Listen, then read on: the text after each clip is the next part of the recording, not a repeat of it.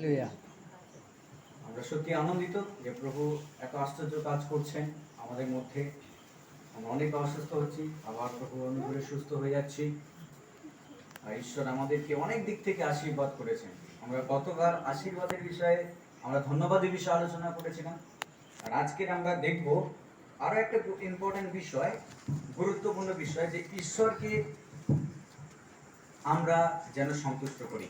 ঈশ্বরকে সন্তুষ্ট করা আমরা প্রথম থিসসলুনিকীয় 4 অধ্যায় থেকে পড়ব। যাদের কাছে বাইবেল আছে আপনারা খুলবেন। প্রথম থিসসলুনিকীয় 4 অধ্যায় 408 পৃষ্ঠা, 408 পৃষ্ঠা। প্রথম থিসসলুনিকীয় 4 অধ্যায়।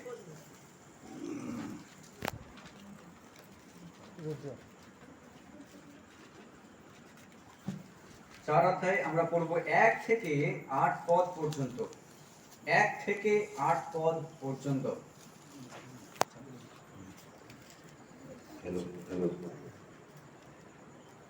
পড়ছি। এখানে এরূপ লেখা আছে, ধর্মাচরণ করিতে বিনতি। অতএব হে ভর্তিগণ, অবশেষে আমরা প্রভু যিশুতে তোমাদিওকে বিনয় করিতেছি, চেতনা দিয়া বলিতেছি, কি রূপে চলিয়া ঈশ্বরকে সন্তুষ্ট করিতে হয়। এ বিষয়ে আমাদের কাছে যে শিক্ষা গ্রহণ করিয়াছ আর যেরূপ চলিতেছ, তদ অনুসারে অধিক উপজিয়া পড়। কেননা প্রভু যিশুর দ্বারা আমরা তোমাদিওকে কি কি আদেশ দিয়াছি তাহা তোমরা জানো। ফলত ঈশ্বরের ইচ্ছা এই, তোমাদের পবিত্রতা, যেন তোমরা ব্যভিচার হইতে দূরে থাকো। তোমাদের প্রত্যেকজন যেন যাহারা ঈশ্বরকে জানে না, সেই পরজাতির জন্য কামাভিলাষে নয়, কিন্তু পবিত্রতায় ও সমাদরে নিজ নিজ পাত্র লাভ করিতে জানে। আর কেহ যেন সীমা অতিক্রম করিয়া এই ব্যাপারে আপন ভ্রাতাকে না ঠকায়। কেননা আমরা পূর্বে তোমাদিওকে যেমন বলিয়াছি ও সাক্ষ্য দিয়াছি, তদ অনুসারে প্রভু এই সকলের প্রতিফল দাতা। কারণ ঈশ্বর আমাদিওকে অসুচিতার নিমিত্ত নয়, কিন্তু পবিত্রতায় আহ্বান করিয়াছে। এই জন্য যে ব্যক্তি অগ্রাহ্য করে, সে মনুষ্যকে অগ্রাহ্য করে তাহা নয়, বরং ঈশ্বরকেই অগ্রাহ্য করে, যিনি নিজ পবিত্র আত্মায় তোমাদিওকে প্রদান করিলেন। আমেন। আজকে যে বিষয়টা আমি বলতে চাই সেটা হলো ঈশ্বরকে সন্তুষ্ট করা। এবং 4 অধ্যায়ে যদি যারা বাইবেল খুলেছে দেখবেন, এখানে লেখা আছে, অতএব হে ভাতৃগণ, প্রথম থেকে, অবশেষে আমরা প্রভু যিশুতে তোমাদিগকে বিনয় করিতেছি, চেতনা দিয়া তোমাদিগকে বলিতেছি, কিরূপে চলিয়া ঈশ্বরকে সন্তুষ্ট করিতে হয়। এ বিষয়ে আমাদের কাছে যে শিক্ষা গ্রহণ করিয়াছ আর যেরূপ চলিতেছ, তদনুসারে অধিক উপজিয়া পড়। কি রূপে চলিয়া ঈশ্বরকে সন্তুষ্ট করিতে হয়, কিভাবে চললে ঈশ্বর সন্তুষ্ট হবেন। আজকে প্রিয় বিশ্বাসী, আমরা শুধু যিশুকে বিশ্বাস করে থেমে থাকিনি, কিন্তু আমরা যিশুকে বিশ্বাস করে এগিয়ে চলেছি। আজকে আপনি যিশুকে বিশ্বাস করে বিশ্বাসী হয়েছেন, কিন্তু আপনার জানা প্রয়োজন যে প্রত্যেক দিন যেন আপনি যিশুকে সন্তুষ্ট করেন, প্রত্যেক দিন যেন ঈশ্বরকে সন্তুষ্ট করেন। কারণ আমরা মানুষকে সন্তুষ্ট করবার জন্য আহত হইনি। ঈশ্বর আমাদেরকে ডেকেছেন মানুষকে সন্তুষ্ট করার জন্য নয়, তাকে সন্তুষ্ট করার জন্য, যিনি আমাদেরকে অনন্ত জীবন দিয়েছেন, যিনি আমাদেরকে পাপ থেকে আলোতে নিয়ে এসেছেন, যিনি আমাদেরকে মূল্য দিয়ে কিনে নিয়েছেন, সেই সর্বশক্তিমান ঈশ্বরকে আজকের আমাদেরকে সন্তুষ্ট করতে হবে। আজকের আমি কাকে সন্তুষ্ট করছি? আমি কি এই জগৎকে, জগতের অভিলাষ, কামাভিলাষকে আমি কি সন্তুষ্ট করছি? আমার নিজের ইচ্ছাকে, আমার নিজের প্রবণতাকে, নাকি আমি সন্তুষ্ট করছি ঈশ্বরকে? আমি কাকে সন্তুষ্ট করছি? আমি কাকে আজকে সন্তুষ্ট করছি?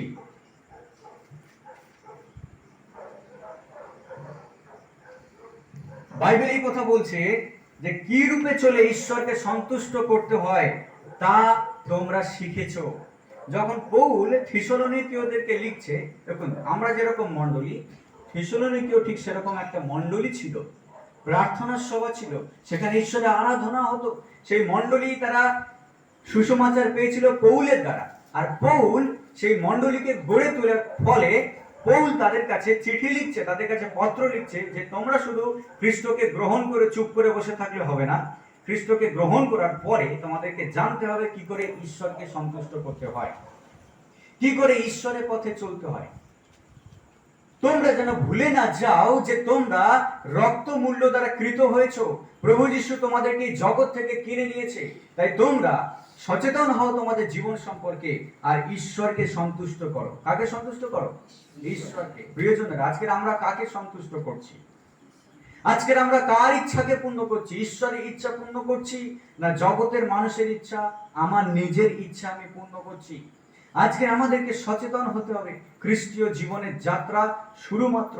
আপনি খ্রিস্টীয় জীবনের যাত্রা শুরু করেছেন, এই যাত্রা এখনো শেষ হয়নি, আর এই যাত্রায় আপনাকে ঈশ্বরকে সন্তুষ্ট করতে হবে। ঈশ্বরকে সন্তুষ্ট করা মানে হলো ঈশ্বরের সঙ্গে পথ চলা। দেখুন প্রেরিত পৌল, যে পৌল এই পত্র লিখছেন, পৌল একজন শিক্ষিত লোক ছিলেন, আর তিনি অনেক ভেবে চিনতে প্রভু যীশু খ্রিস্টের কথা শুনেছিলেন, কিন্তু প্রথমে তিনি গ্রহণ করেননি, তিনি খ্রিস্টের বিরুদ্ধে ছিলেন। সেই পৌল যখন খ্রিস্টের সঙ্গে এনকাউন্টার হয়, খ্রিস্টের সঙ্গে যখন সাক্ষাৎ হয়, তার জীবন পুরোপুরি 160 ডিগ্রি ঘুরে যায়, তার জীবন পুরোপুরি বদলে যায়। সে ছিল খ্রিস্ট বিরোধী, এখন সে খ্রিস্টের পক্ষে। আর সেই পৌল বুঝতে পেরেছে যে সে খ্রিস্টকে ছাড়া কিছুই করতে পারে না, খ্রিস্টকে ছাড়া সে কোথাও সাকসেসফুল হবেই না তার জীবনে, খ্রিস্টকে ছাড়া সে আর কিছু যেন দেখতে পাচ্ছে না তার সম্মুখে, খ্রিস্টকে ছাড়া সে অচল। আর সেই জন্য সে খ্রিস্টকে খুশি করবার জন্য মনস্থ করেছে, যতদিন আমি বাঁচবো যেন আমি ঈশ্বরকে সন্তুষ্ট করতে পারি। পৌল বলছে ফিলিপিও তার 2 অধ্যায় যে আমি খ্রিস্টকে এবং তার পুনরুত্থানকে জানতে চাই। আমি জানতে চাই সেই খ্রিস্টকে যিনি নিজেকে বলি দিয়েছেন, আমি সেই খ্রিস্টের পুনরুত্থানকে আমি অনুভব করতে চাই। আর পৌল সর্বশক্তি দিয়ে সেই খ্রিস্টের বাক্যকে সে প্রচার করেছিল। অনেক প্রতিবন্ধকতা, অনেক বাধা আসা সত্ত্বেও পৌল কিন্তু ঈশ্বরকে সন্তুষ্ট করেছিল। আজকের আমরা কাকে সন্তুষ্ট করছি? আজকের আপনি কাকে সন্তুষ্ট করছেন? আপনি কি শুধু রবিবারের বিশ্বাসী? আপনি কি শুধু সোমবারের বিশ্বাসী, এই প্রার্থনায় আসা বা মণ্ডলীতে যাওয়া বিশ্বাসী, না আপনি প্রত্যেক দিন প্রভু যীশু খ্রিস্টের সঙ্গে পথ চলছেন? আজকে আমরা আলোচনা করব কিভাবে প্রত্যেক দিন আমরা যিশুকে খুশি করতে পারি। আমি চেষ্টা করি যিশুকে খুশি করতে, আপনি হয়তো চেষ্টা করেন যিশুকে খুশি করতে, হয়তো আপনি ফেল হচ্ছেন যিশুকে খুশি করতে, আপনি তো বুঝতে পারছেন না কিভাবে ঈশ্বরকে সন্তুষ্ট করতে হয়। কিন্তু আমরা শিখব কিভাবে আমরা ঈশ্বরকে সন্তুষ্ট করতে পারি। দেখুন, জীবনে যাই পরিস্থিতি আসুক না কেন, আমরা যেন ভুলে না যাই একবারের জন্য যে খ্রিস্ট আমাদেরকে বেছে নিয়েছেন এই জগৎ থেকে। জগতের মানুষের সঙ্গে, জাগতিকতার সঙ্গে আমাদের একটা পার্থক্য থাকা দরকার, একটা তফাৎ থাকা প্রয়োজন। আমরা জগতের সঙ্গে মিশে যেতে পারি না। আগে আমার জীবন খুব জাগতিক ছিল, আগে আমি খারাপ কাজে লিপ্ত ছিলাম, আগে আমি যেটা আমার ভালো লাগতো আমি সেটা করতাম, আগে আমার মন চাই মতো আমি যা খুশি তাই করতাম। কিন্তু এখন আপনি পারবেন না করতে, এখন আপনি পারবেন না করতে, প্রলোভিত হলেও আপনি পারবেন না করতে, কারণ খ্রিস্ট আপনাকে বেছে নিয়েছেন। আপনি কখনো জেনে শুনে আগুনে পা দেবেন না, আপনি কখনো জেনে শুনে গর্তের মধ্যে পড়বেন না, আপনি কখনো জেনে শুনে পচা খাবার খাবেন না। আপনি সর্বদাই সঠিক জিনিসটা করবেন, আর খ্রিস্ট আপনাকে সঠিক জিনিসটা করবার জন্য বেছে নিয়েছেন। অনেক খ্রিস্টানরা বলে যে জীবনে তো ভুল করবো, আমরা পাপ তো করবোই। পাপ কে না করে? সকলেই পাপ করে। কিন্তু উদ্ধার পাওয়ার পরে আমরা যদি সবসময় মনে করি না যে পাপ করাটা স্বাভাবিক বিষয়, তাহলে আমি কিন্তু প্রত্যেক দিন পাপ করব, আর পাপ আমাকে কখনো ছাড়বে না। উদ্ধার পাওয়ার পরে, প্রভুকে জানবার পরে আমাদেরকে সচেষ্ট হতে হবে, আর নিজে থেকে জোর লাগাতে হবে যে আমি আর কখনো পাপের পথে যাব না, আমি ঈশ্বরকে সন্তুষ্ট করব। আর এটাই হচ্ছে খ্রিস্টীয় জীবন। আমাদের মূল বিষয়বস্তু প্রত্যেক দিনের আলোচনা, সেটা হলো খ্রিস্টীয় জীবন। আমরা কিভাবে আমাদের খ্রিস্টীয় জীবনকে পৃথিবীর বুকে চালাবো। সমস্যা অনেক, পরিস্থিতি অনেক কঠিন, অনেক সময় আমরা অনেক সমস্যার সামনে পড়ি, অনেক সংকটের মুখে পড়ি, অনেক সময় আমরা অনেক প্রশ্নের মুখে পড়ি, কিন্তু তথাপি আমরা খ্রিস্টীয় জীবনের সঙ্গে অন্য খারাপ কিছুকে কম্প্রোমাইজ করব না। আমরা খ্রিস্টীয় জীবনকে একদম প্রভুর সামনে সঠিক রাখবো, খ্রিস্টীয় জীবনকে খাঁটি রাখবো এবং পবিত্র রাখবো। বাইবেলের ঈশ্বর বলছেন, আমি পবিত্র, তোমরা পবিত্র হও। আমি পবিত্র, তোমরা কি হও? পবিত্র। আমাদেরকে প্রভু যীশু খ্রিস্ট বলছেন, তোমরা নিজেদের ক্রুশ তুলে নিয়ে আমার পশ্চাতে আসো, কারণ আমি নম্র এবং নত, তোমার আত্মার শান্তি খুঁজে পাবে। প্রভু যীশু কখনো বলেননি তোমার ক্রুশ তুলে নিয়ে অন্য কারো পিছনে চলো। প্রভু যীশু কখনো বলেননি তুমি ওকে ফলো করো, তাকে ফলো করো। প্রভু যীশু বলছেন আমাকে ফলো করো, ফলো মি, আমাকে অনুসরণ করো। যখন তিনি পিতরকে ডাকলেন, যখন তিনি যাকবকে ডাকলেন, যোহনকে ডাকলেন, যখন তার শিষ্যদেরকে তিনি ডাকলেন, তিনি কি বললেন?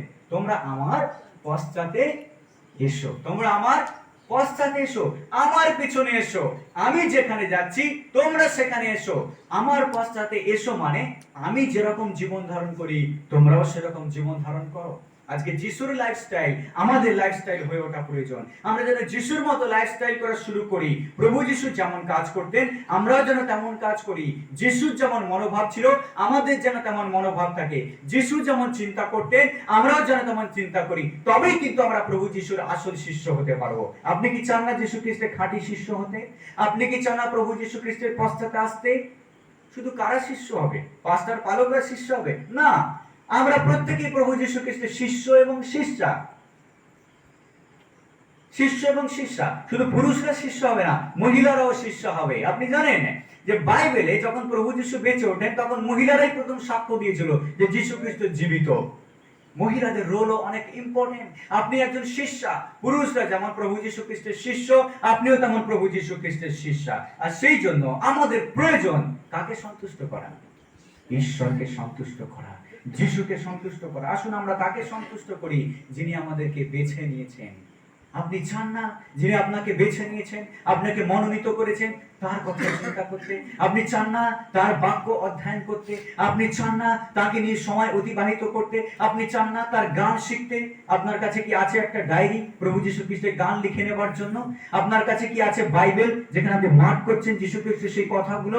আপনার কাছে কি সেই প্রার্থনার বিষয়গুলো রয়েছে যেগুলো নিয়ে আপনি প্রত্যেকদিন প্রার্থনা করেন? আছে কি এই জিনিসগুলো আপনার জীবনে?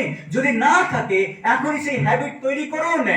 প্রভু যীশু খ্রিস্টের কাছে শিক্ষিত অশিক্ষিত বলে কোনো ভেদাভেদ নেই, পুরুষ এবং নারী বলে কোনো ভেদাভেদ নেই। আমরা সবাই প্রভুর চরণে এসেছি, আমরা সবাই যীশু খ্রিস্টের দ্বারা মনোনীত। তাই আমাদের প্রত্যেককে সচেষ্ট হতে হবে। আপনি বাড়ির বউ হন অথবা আপনি বাইরে কাজ করুন, আপনি যেই হন না কেন, আপনার উচিত প্রভু যীশু খ্রিস্টকে সন্তুষ্ট করা। আমার উচিত ঈশ্বরকে সন্তুষ্ট করা। আমরা একত্রে প্রভু যীশু খ্রিস্টের যাত্রাপথে চলেছি। আমাদের প্রয়োজন প্রভুকেই সন্তুষ্ট করা। Hallelujah, hallelujah. আমরা যেখানেই থাকি না কেন আমরা যেন ভুলে না যাই আমরা যিশুর শিষ্য। ও যতই ঝড় হোক না কেন, যতই সমস্যা আসুক না কেন, যিশুর পিছন আমরা ছাড়বো না। একটা গান আছে না, যিশুর পথে আমি চলেছি, যিশুর চরণ আমি ছাড়বো না, যিশুই সত্য বলে জেনেছি। তারপরে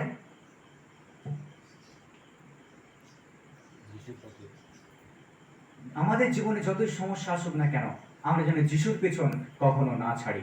দেখুন, প্রার্থনার সভা যখন হচ্ছে, আপনি বাড়িতে বসে আছেন, হয়তো শয়তান আপনাকে এসে বলবে এখন আজকে যেতে হবে না, আজকে গিয়ে কোনো লাভ নেই, বা মেঘটা কালো হয়ে এসেছে, আজকে বৃষ্টি আসবে, ঝড় হবে।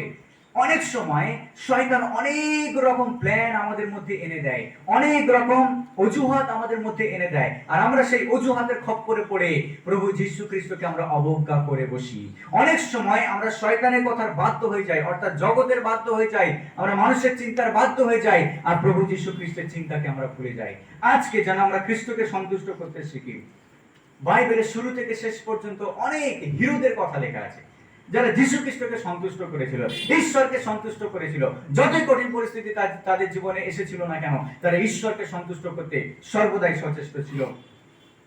আদি পুস্তক থেকে শুরু করে আমরা সেখানে পড়ি নোহর ঘটনা। প্রথমে আমরা পড়ি ইনোকের ঘটনা। আদি পুস্তক 5:24 সেখানে লেখা রয়েছে হনকের ঘটনা। আর সেই ইনোক বা হনক এখানে লেখা রয়েছে, বাইবেলে লেখা রয়েছে যে হনক সদাপ্রভু ঈশ্বরের সঙ্গে পথ চলতেন। কি করতেন? পথ চলতেন। প্রভু যীশু খ্রিস্ট ঈশ্বরকে সন্তুষ্ট করা মানে হলো ঈশ্বরের সঙ্গে পথ চলা। ঈশ্বরের সঙ্গে পথ চলা। হনক ঈশ্বরের সঙ্গে পথ চলতেন। তিনি একদিনের জন্য ভুলে যাননি যে ঈশ্বর তাকে মনোনীত করেছেন। একদিনের জন্য তিনি ভুলে যাননি যে ঈশ্বরকে আরাধনা করতে হবে। প্রতিনিয়ত হনক ঈশ্বরের সঙ্গে পথ চলেছে। সে সকালবেলা ঈশ্বরের সঙ্গে পথ চলেছে, দুপুরে ঈশ্বরের সঙ্গে পথ চলেছে, রাতেও ঈশ্বরের সঙ্গে পথ চলেছে। অর্থাৎ ঈশ্বরের সঙ্গে পথ চলেছে মানে হলো ঈশ্বরের সঙ্গে সে সময় অতিবাহিত করেছে, ঈশ্বরকে নিয়েই সে চিন্তা ভাবনা করেছিল। আর হনক ঈশ্বরের সঙ্গে পথ চলার কারণে ঈশ্বর তাকে ধার্মিক বলে প্রতিপন্ন করেছিলেন। আর হনক কি লেখা আছে যে ঈশ্বর তাকে উপরে তুলে নিয়েছে। জীবন্ত অবস্থায় হনককে ঈশ্বর উপরে তুলে নিলেন। সে মরেনি এই পৃথিবীতে, তাকে সশরীরে স্বর্গে ঈশ্বর তুলে নিয়েছেন, কারণ সে ঈশ্বরের সঙ্গে পথ চলেছিলেন। আজকে আমরা চাই না ঈশ্বরের সঙ্গে উপরে যেতে, আমরা চাই না প্রভুর সঙ্গে থাকতে, তাহলে এই পৃথিবীতে আমাদেরকে ঈশ্বরের সঙ্গে পথ চলতে হবে। যদি আজকের আপনি ঈশ্বরের সঙ্গে এই পৃথিবীতে পথ না চলেন, তাহলে অনন্তকাল আপনি কি করে ঈশ্বরের সঙ্গে স্বর্গরাজ্যে থাকবেন? আসুন আমরা ঈশ্বরের সঙ্গে পথ চলার চেষ্টা করি। আজকে সেই শুরু আমার পথ চলা। যতই কঠিন পরিস্থিতি আসুক না কেন, আমার পরিবার যতই আমার বিপক্ষে যাক না কেন, আমি সকলকে মানিয়ে নিয়েও আমি ঈশ্বরের সঙ্গে পথ চলবো। আজকে আমার যতই কাজ থাকুক না কেন, আমি সবকিছু সেরে নিয়েও আমি ঈশ্বরের সঙ্গে পথ চলবো। আমার কাজের মধ্যেও আমি ঈশ্বরের সঙ্গে পথ চলতে পারি, আমি তার সঙ্গে কথা বলতে পারি, আমি সকালে উঠে ঈশ্বরের ভজনা করতে পারি, আমি সন্ধ্যাবেলা পরিবারকে নিয়ে বসে ঈশ্বরের আরাধনা করতে পারি। আর এটাই হচ্ছে ঈশ্বরের পথ, ঈশ্বরের সঙ্গে পথ চলা। আবার আদি পুস্তক 6:9 সেখানে নোহর কথা লেখা আছে। আর লেখা আছে যে নোহর যখন 99 বছর বয়স হয়েছিল, তখন ঈশ্বর বললেন, নোহকে বললেন যে নোহ, তুমি আমার সঙ্গে গমনাগমন করো। কি লেখা আছে? আমার সঙ্গে গমনাগমন করো। ঈশ্বর নোহকে বলছেন আমার সঙ্গে গমনাগমন করো, আমার সঙ্গে পথ চলো।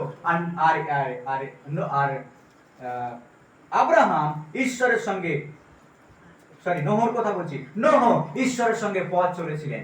নোহ ঈশ্বরের সঙ্গে পথ চলেছিলেন। আর নোহ তখনকার দিনে শুধুমাত্র নোহকেই ঈশ্বর ধার্মিক বলে খুঁজে পেয়েছিলেন এই পৃথিবীর বুকে। এত বড় পৃথিবী, ঈশ্বর কাউকে ধার্মিক বলে খুঁজে পাননি, শুধু নোহকেই খুঁজে পেয়েছিলেন। আর সেই জন্য নোহকে আর তার পরিবারকে ঈশ্বর রক্ষা করেছিলেন। সমগ্র পৃথিবীকে ঈশ্বর জলপ্লাবন দ্বারা ধ্বংস করে দিয়েছিলেন, কারণ নোহ ঈশ্বরের সঙ্গে পথ চলেছিলেন। কজন রক্ষা পেয়েছেন নোহর পরিবারে? সব শুদ্ধ 8 জন। কজন সব শুদ্ধ? 8 জন তার পরিবারে রক্ষা পেয়েছিল। এত বড় জাহাজ, মাত্র 8 জন লোক রক্ষা পেয়েছিল। কিন্তু ঈশ্বর সেই জাহাজ তৈরি করতে বললেন কাদের জন্য? কাদের জন্য সেই জাহাজ তৈরি করা হয়েছিল? শুধু নোহর জন্য নয়, সেই জাহাজ তৈরি করা হয়েছিল সব লোকের জন্য। সব লোকের জন্য সেই জাহাজ তৈরি করা হয়েছিল। কিন্তু কেউ মন পরিবর্তন করেনি, কেউ ঈশ্বরের সঙ্গে পথ চলেনি। বাইবেলে লেখা রয়েছে নোহ 120 বছর ধরে সেই জাহাজ তৈরি করেছিল। 120 বছরের মধ্যে কত যে জেনারেশন চলে গেছে তার ঠিক নেই। কিন্তু এত জেনারেশন চলে গেল, কেউ মন পরিবর্তন করলো না। নোহ যে জাহাজ তৈরি করেছিল সেটা চিহ্ন ছিল জগতের কাছে যে ঈশ্বর জগৎকে ধ্বংস করতে চলেছেন মহাপ্লাবন দ্বারা। তারা শুনেছিল, নোহ বলেছিল সেই কথা, তবুও কেউ বিশ্বাস করেনি। শূন্য ডাঙায় বৃষ্টি, শূন্য ডাঙায় জাহাজ, তারা নোহকে আর নোহর পরিবারকে তাচ্ছিল্য করেছিল, টিটকারি দিয়েছিল যে এই মরুভূমিতে নাকি বৃষ্টি হবে আর এই মরুভূমিতে নাকি বন্যা হবে, ঈশ্বর বলেছেন। তারা টিটকারি করেছিল, কেউ মন পরিবর্তন করে ঈশ্বরের সঙ্গে পথ চলে নেই। কিন্তু নোহ শেষ পর্যন্ত ঈশ্বরের সঙ্গে পথ চলেছিল, তাই নোহ আর তার পরিবার রক্ষা পেয়েছিল। আজকে প্রিয়জনেরা, এই পৃথিবীর বুকে আমরা রক্ষা পাবো যদি আমরা ঈশ্বরের সঙ্গে পথ চলি, আমরা উদ্ধার পাবো যদি ঈশ্বরের সঙ্গে পথ চলি। আপনি জানেন আপনার বাড়ি আর 5 জনের উদ্ধার কার উপর নির্ভর করছে? পাস্টরের উপরে, প্রচারকের উপরে নির্ভর করছে? কার উপরে নির্ভর করছে? ঈশ্বরের উপরে নির্ভর করছে। ঈশ্বর অলরেডি সুসমাচার দিয়ে দিয়েছেন, আপনার উপরে নির্ভর করছে। আপনার বাড়ির লোকের উদ্ধার আপনার উপরে নির্ভর করছে, কোনো পালকের উপরে নির্ভর করছে না, কোনো প্রচারকের উপরে নির্ভর করে না। এমনকি ঈশ্বরও আপনাকে দিয়ে দিয়েছেন সেই উদ্ধারের বাক্য। যদি আপনি ঈশ্বরের সঙ্গে পথ না চলেন ঠিকঠাক, তাহলে আপনার পরিবারও উদ্ধার পাবে না। তাই আসুন আপনি এবং আমি, আমরা প্রত্যেকে ঈশ্বরের সঙ্গে পথ চলি আর ঈশ্বরকে সন্তুষ্ট করি যেন আমার পরিবারও উদ্ধার পায়। বলি, প্রভু তুমি আমার পরিবারকেও উদ্ধার করো। নোহর পরে আসছে আব্রাহাম। আব্রাহাম ঈশ্বরের সঙ্গে পথ চলেছিলেন। আর লেখা আছে সর্বশক্তিমান ঈশ্বর আব্রাহামের সাক্ষাতে গমনাগমন করিতেন। কি করতেন? গমনাগমন করতেন, যাওয়া আসা করতেন আব্রাহামের সাক্ষাতে। আব্রাহামকে ঈশ্বর বললেন তুমি নিজের জ্ঞাতি কুটুম্ব ত্যাগ করে আমার পিছনে চলে এসো। আর আব্রাহাম কি করেছিল? পেশায় আব্রাহামের পরিবারের লোকরা মাটির পুতুল তৈরি করত, তারা ঠাকুর তৈরি করত পেশায় তখনকার দিনে। আজ থেকে প্রায় 4,500 বছর আগে ঘটনা। আব্রাহাম এবং তার পরিবার কি করত? মাটির পুতুল তৈরি করত, তারা দেবতা তৈরি করত আর সেগুলো বিক্রি করত। সেই পরিবারের ছেলে আব্রাহাম, আর আব্রাহামকে ঈশ্বর বলে আব্রাহাম তোমার পরিবারকে নিয়ে তুমি তোমার জ্ঞাতি কুটুম্ব থেকে বেরিয়ে এসো, কারণ আমি তোমাকে একটা নতুন দেশ দেব। আর আব্রাহাম বেরিয়ে এসেছিল। আব্রাহাম তার পরিবারকে নিয়ে যাচ্ছে, তার পশুপালকে নিয়ে, তার সমস্ত সম্পত্তি নিয়ে সে বেরিয়ে গেছে সেই নতুন দেশ, যে দেশের প্রতিজ্ঞা ঈশ্বর তাকে করেছেন। আর আব্রাহাম যাচ্ছে আর যাচ্ছে সেই নতুন দেশের দিকে। আর সেই দেশে আব্রাহাম পৌঁছায়নি, কিন্তু আব্রাহামের পরবর্তী বংশ সেই দেশে পৌঁছিয়েছে।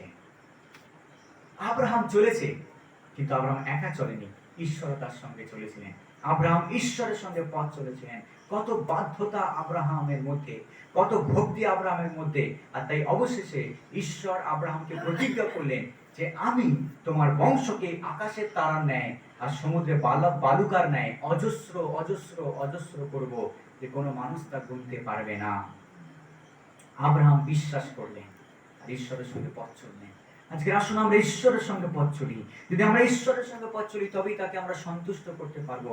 ঈশ্বরের সঙ্গে পথ চলা মানে তাকে সন্তুষ্ট করা, এটা একে অপরের পরিপূরক। যদি আমরা ঈশ্বরকে সন্তুষ্ট করতে চাই তবে তার বাধ্য হতে হবে, তার সঙ্গে পথ চলতে হবে। আর যদি আমরা ঈশ্বরের সঙ্গে পথ চলতে চাই তাহলে আমাদেরকে তার সঙ্গে তাকে সন্তুষ্ট করারও প্রয়োজন রয়েছে। যে পরিস্থিতি আমাদের জীবনে আসুক না কেন, আমাদেরকে ঈশ্বরকে সন্তুষ্ট করার জন্য চিন্তা করতে হবে যে আমি কিভাবে আমি প্রভুকে আমি প্রসন্ন করব, কিভাবে আমি তাকে খুশি করব। আমার কাজে যিশু খুশি তো, আমার কথায় যিশু খুশি তো, আমার জীবনাচরণে যিশু খুশি তো। আপনি তো প্রার্থনা করছেন প্রত্যেকদিন, আপনি হয়তো গান করেন, আপনি হয়তো বাইবেল পড়েন, কোনো সন্দেহ নেই, কিন্তু আপনি সত্যি কি আপনার চারিত্রিক দিক থেকে ঈশ্বরকে খুশি করছেন? যখন আপনি এই অংশটা পড়বেন, যেটা আমি পড়েছি থেসলোনিকীয় 4:1-8 পদ, সেখানে লেখা রয়েছে যে ঈশ্বরকে আমরা কিভাবে সন্তুষ্ট করব। ঈশ্বরকে সন্তুষ্ট করব নিজেকে অশুচি না করে, নিজেকে শুচি এবং পবিত্র রেখে। আর এখানে লেখা রয়েছে কিভাবে সুচিতার সঙ্গে কামাবিলাস থেকে দূরে থেকে পবিত্রতায় নিজ পাত্র লাভ করিতে হয়। নিজ পাত্র মানে নিজের স্পাউস, স্বামী অথবা স্ত্রী। তারপরে বলছে, এখানে বলছে কেহ যেন সীমা অতিক্রম করে এই ব্যাপারে একে অপরকে না ঠকায়। অর্থাৎ সেই কামাবিলাস, ব্যভিচারের সম্পর্কে বলা হচ্ছে। যখন কেউ ব্যভিচার করে বা কামাবিলাস বা এই ধরনের পাপ করে, সে নিজের দেহের বিরুদ্ধে পাপ করে, আত্মার বিরুদ্ধে পাপ করে, ঈশ্বরের বিরুদ্ধে পাপ করে। আর সেই পাপ তাকে অশুচি করে, আর সে ঈশ্বরকে সন্তুষ্ট করতে পারে না। আজকের এই পৃথিবীতে কত মানুষ ঈশ্বরকে অসন্তুষ্ট করছে এই পাপ কাজের মধ্য দিয়ে। শুধু ব্যভিচার পাপ নয়, আরো অনেক রকম পাপ রয়েছে। চুরি রয়েছে, ডাকাতি রয়েছে, খুন রয়েছে, অনেক রকম পাপ এই পৃথিবীতে রয়েছে। ঈশ্বরের 10 আজ্ঞার বিরুদ্ধে কতবার আমরা সেই পাপগুলো করেছি। ঈশ্বরের 10 আজ্ঞার বিরুদ্ধে কতবার আমরা আমাদের আঙুলকে আমরা তুলেছি, কতবার আমরা ঈশ্বরের বিরুদ্ধে কাজ করেছি। আর সমস্ত পাপ কিন্তু ঈশ্বরকে অসন্তুষ্ট করে। ঈশ্বর তখনই অসন্তুষ্ট হন যখন আমরা তার নিয়মের বিপরীতে কাজ করি। রোমিও 1 লেখা রয়েছে তারা ঈশ্বরকে ঈশ্বর জানা সত্ত্বেও ঈশ্বরকে ঈশ্বরের গৌরব দেয়নি, তারা মাটির পুতুলকে ঈশ্বরের গৌরব দিয়েছে। মূর্তি পূজার কথা বলছে, সেটাও পাপ। অনেক রকম পাপ এই পৃথিবীতে পরিপূর্ণ হয়ে রয়েছে। আর সেই সমস্ত পাপ অনেক সময় আমাদের দরজায় নাড়া দেয়, ঠক ঠক করে। পাপ এসে ঠক ঠক করে আমাদের দরজা নাড়া দেয়, আর আমরা পাপকে অনেক সময় দরজা খুলে দিই। আর পাপ আমাদের বাড়িতে প্রবেশ করে, আমাদের গৃহে প্রবেশ করে, আমাদের অন্তরে প্রবেশ করে, আর আমাদেরকে ঈশ্বরের বিরুদ্ধে করে দেয়। আমরা আর ঈশ্বরকে সন্তুষ্ট করি না, আমরা তাকে অসন্তুষ্ট করি। আর এইভাবে আমাদের জীবন অভিশাপ নেমে আসে। তাই আসুন আমরা সেই জায়গা থেকে দূরে পালাই। জোসেফের কথা শুনেছেন? ও জোসেফ যখন পতিফারের বাড়িতে ছিল, পতিফারের স্ত্রী জোসেফকে টেনেছিল, কারণ জোসেফকে সে ব্যভিচারে লিপ্ত করতে চেয়েছিল পতিফারের স্ত্রী, কারণ পতিফার তখন বাড়িতে ছিল না। জোসেফ তখন ইয়াং ম্যান, যুবক ছিল, সুস্বাস্থ্যবান, খুব সুন্দর দেখতে, আর জোসেফকে টানাটানি করছিল। জোসেফ নিজে পোশাক খুলে দিয়ে পালিয়ে গেছিল। আর বাইবেলে লেখা রয়েছে, এরকম লেখা রয়েছে, ফ্লি ফ্রম দ্য সিন, পাপ থেকে দূরে পালিয়ে যাও। আজকে আমাদেরকে পাপ থেকে পালাতে হবে, যেন আমরা ঈশ্বরের আশ্রয় থাকতে পারি। প্রভু গো, তুমি আমাকে গার্ড করো যেন আমি পাপ না করি। প্রভু গো, তুমি আমাকে প্রোটেকশন দাও যেন আমি পাপ না করি, যেন আমি ব্যভিচার না করি, চুরি না করি, খারাপ কথা না বলি, মিথ্যার সাক্ষ্য না দিই, এবং লোকের সামনে যেন আমি কোনো অভিনয় না করি, আমি যেন কোনো গুণিন তন্ত্র মন্ত্র এই সমস্ত কিছু যেন বিশ্বাস না করি। এই পাপগুলো থেকে তুমি আমাকে দূরে রাখো প্রভু। আজকে এটা আমাদের প্রার্থনা হওয়া প্রয়োজন, তবেই আমরা ঈশ্বরকে সন্তুষ্ট করতে পারবো। অনেকের মধ্যে আজকে চেতনার অভাব রয়েছে, অনেকে বুঝতে পারে না যে পাপ জিনিসটা কোনটা। আপনি জানেন এই চেতনাবোধের কথা এখানে লেখা আছে। দেখুন কি লেখা আছে এখানে, কি বলছে, অতএব হে ভাতৃগণ, অবশেষে আমরা প্রভু যিশুকে তোমাদিগকে বিনয় করিতেছি, চেতনা দিয়া বলিতেছি। পৌল চেতনা দিচ্ছে থিসলনিকীয় বিশ্বাসীদেরকে, চেতনা দিয়ে বলছি তুমি চেতনা লাভ করো, একবারের জন্য তুমি চিন্তা করো যেন তোমার চেতনা ফিরে আসে। মনে পড়ে সেই অপবাহী পুত্রের ঘটনা। বাবার দুই ছেলে, বড় ছেলে ছোট ছেলে। বড় ছেলে বাবার সঙ্গে থাকছে, কিন্তু ছোট ছেলে বলল, পিতা আমার সম্পত্তি যা কিছু আমার ভাগে পড়ে সবকিছু আমাকে দিয়ে দাও, আমি কোথায় যাব? দূর দেশে চলে যাব। বাবা কি করলো? বাধ্য হয়ে দিয়ে দিল। ছোট ছেলের সম্পত্তি যা কিছু তার ভাগে পড়ে তাকে দিয়ে দিল। ছোট ছেলের সম্পত্তি যা কিছু ছিল গুটিয়ে কাটিয়ে নিয়ে দূর দেশে চলে গেল। আর গিয়ে সেখানে বন্ধু বান্ধবীদের সাথে উচ্ছন্নে জীবন যাপন করে সব টাকা পয়সা উড়িয়ে দিল, সব ধন সম্পত্তি শেষ করলো। শেষ করে দেবার পরে তার কাছে খাবার কিছু নেই, পড়ার কিছু নেই, থাকবার জায়গা নেই। আর শেষে তার আশ্রয় হলো কোথায়? শুকর পালের সঙ্গে, যেখানে শুকর চড়ায়। শুকরের মালিকের কাছে কি বলছে, কাজ দেবে, আর তাকে কাজ দিয়েছে শুকর চড়ানো। আর সে শুকর চড়াতো, আর শুকর যে শুটি খেত, সে সেই শুটিকে পেট ভরানোর চেষ্টা করত। কিন্তু একদিন তার মধ্যে চেতনা ফিরে এলো। কি ফিরে এলো? একদিন চেতনা, একদিন চেতনা ফিরে এলো। সে অনুভব করলো, আমার পিতার বাড়িতে তো চাকর বাকরা আরামে আছে, তারা ভালো মন্দ খেয়ে আছে, চাকরেরা ভালো মন্দ খেয়ে আছে আমার বাবার বাড়িতে, আর আমি এখানে অনাহারে মরছি। না না না, আমি ফিরে যাবো আমার বাবার বাড়িতে। আমি গিয়ে বলবো, পিতা আমি তোমার বিরুদ্ধে আর স্বর্গের পিতার বিরুদ্ধে পাপ করেছি, আমাকে আর তোমার পুত্র নামের যোগ্য নই আমি, আমাকে শুধু তোমার দাস করে রাখো, সেটাই যথেষ্ট। সে চেতনা ফিরে পেল, আর পিতার কাছে সে ফিরে গেল। আজকে আমাদের চেতনা ফিরে আসা প্রয়োজন। যদি আজকে মনে হচ্ছে যে আমি ঠিক আছি, আরেকবার যাচিয়ে দেখুন আপনি ঠিক আছেন তো। যদি আমার মনে হয়, আমি আমার কথা বলছি, আমি এক্সেপশনাল নই, আমিও সকলের মধ্যে, যদি আমার মনে হয় আমি ঠিক আছি, আমারও প্রয়োজন একবার ভেবে দেখা আমি ঠিক আছি তো, যে জায়গায় আমি দাঁড়িয়ে আছি। আমার দ্বারা অন্য কারোর অসম্মান হচ্ছে না তো, আমার দ্বারা ঈশ্বরের অসম্মান হচ্ছে না তো, ঈশ্বর খুশি তো আমার প্রতি? যদি না খুশি হন, কি কারণে ঈশ্বর খুশি না? আমি কি করছি? আমি কি এমন মানুষ যে সংসারে শুধু ঝগড়া লাগাচ্ছে? আমি কি এমন মানুষ যে একে অপরকে সহ্য করতে পারছে না? আমি কি এমন একজন মহিলা বা আমি এমন একজন পুরুষ যে বাড়ির লোকদেরকে সহ্য করতে পারছে না? অনেক সময় এটা হয় সংসারে। শাশুড়ি বৌমাকে সহ্য করতে পারছে না, বৌমা শাশুড়িকে সহ্য করতে পারছে না। একে অবশেষে দেখা যাচ্ছে যে এটা কোনো প্রবলেমই নয়, এটা কোনো প্রবলেমই নয়, বাস্তবিক এটা হচ্ছে হৃদয়ের প্রবলেম। সহ্য করতে পারছে না। আমাদেরকে সেই ধরনের মনোভাব ত্যাগ করতে হবে, একে অপরকে মানিয়ে নিতে হবে, তবে কিন্তু আমাদের মধ্যে শান্তি থাকবে। শুধু আমাদের মধ্যে শান্তি থাকবে না, ঈশ্বর তখন সন্তুষ্ট হবে। আমি কেমন ভাবে জীবন ধারণ করছি তার উপর নির্ভর করছে আমি ঈশ্বরকে সন্তুষ্ট করছি না অসন্তুষ্ট করছি। Hallelujah, hallelujah. আসুন এই শিক্ষা যেন আমরা লাভ করি। পৌল এখানে খুব সতর্কতার সঙ্গে বলছেন, দেখুন কত সুন্দর কথা বলছে। পৌল বলছে, কি রূপে চলিয়া ঈশ্বরকে সন্তুষ্ট করিতে হয়, এ বিষয়ে আমাদের কাছে যে শিক্ষা গ্রহণ করেছো তদনুসারে অধিক, যে শিক্ষা গ্রহণ করিয়াছ আর যেরূপ চলিতেছ তদনুসারে অধিক উপচিয়া পড়ো। পৌল বলছে, আমার কাছ থেকে যে চেতনা তোমরা পেয়েছো, হে থিসলনিকীয় বিশ্বাসীরা, আমার কাছ থেকে যে শিক্ষা পেয়েছো, সেই শিক্ষা শুধু তোমরা লাভ করোনি, কিন্তু সেই শিক্ষা অনুসারে তোমরা চলছো। আর এখন আমি বলছি, সেই শিক্ষায় আরো অধিক উপচে পড়ো। ঈশ্বরকে সন্তুষ্ট করার জন্য আরো অধিক উপচে পড়ো, আরো বেশি সন্তুষ্ট করো, আরো বেশি সন্তুষ্ট করো। যথেষ্ট হয়নি এখনো প্রিয়জনেরা, যথেষ্ট হয়নি। আপনি ঈশ্বরকে সম্পূর্ণ সন্তুষ্ট করেননি এখনো, আপনি এখনো পারফেক্ট হননি। আমরা কেউ এই পৃথিবীতে পারফেক্ট নই। আসলে আমরা কেউ 100% খাঁটি নই, আমরা কেউ 100% পবিত্র নই। আপনি জানেন অনেক প্রোডাক্ট বাজারে বিক্রি হয়, আমি ডাবর হানির কথা বলি, বা আমি ফরচুন তেলের কথা বলি, 100% পিওর লেখা থাকে, জানেন তো? অনেক প্রোডাক্টে 100% কি লেখা থাকে? পিওর। হ্যাঁ, আবার অনেক জায়গায় লেখা থাকে 99.9% পিওর লেখা থাকে।